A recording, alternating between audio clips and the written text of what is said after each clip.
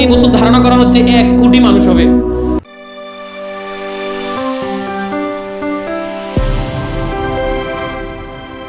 পুরা চট্টগ্রাম শহর ব্লক থাকবে, এখানে গাড়ি চলতে পারবে না মানুষের জন্য। এটা ইচ্ছাকৃতভাবে কেউ বন্ধ করবে না, কারণ সরকারি তো বন্ধ আছেই।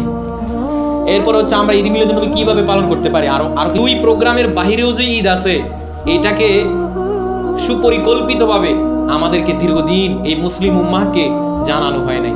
এটাকে অনেকে বলে যে ঈদের দিন তো রোজা রাখা হারাম, বছরে 5 দিন রোজা রাখা হারাম, 5 দিনের মধ্যে ঈদ মিলাদুন্নবীর দিন নাই, তাহলে এখানে জুলুস কি হুজুর? প্রশ্ন করতে পারে অনেকে। জুলুস, আমরা নতুন জামা কিনি না কেন?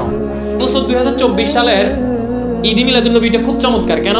দক্ষিণ এশিয়ার মধ্যে এত বড় জুলুস আর হয় না।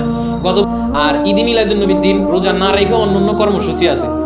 নিজে চলে গেছে দুনিয়া থেকে, এটা আমাদের জন্য শোক কিনা, বা আমরা এটা বেদনা হবো কিনা অন্য দশ। এখন প্রশ্ন হলো আমরা কি রোজা রাখবো? হ্যাঁ, আমরা সবাই এক নসিব হবে না, সবাই ঈদ মিলাদুন্নবী পালন করবে না। আর ইসলামে 3 দিনের বেশি শোক পালন করা নিষেধ। অনেকে প্রশ্ন করে আমরা ঈদ মিলাদুন্নবী পালন করবো, নবীজি পালন করছেন? হ্যাঁ, জবাব করছেন। আমরা ঈদ মিলাদুন্নবী কেন পালন করব? আমাদেরকে শুধু শেখানো হয় রমজানের ঈদ আর কোরবানির ঈদ, মানে হচ্ছে ঈদুল ফিতর, ঈদুল আজহা।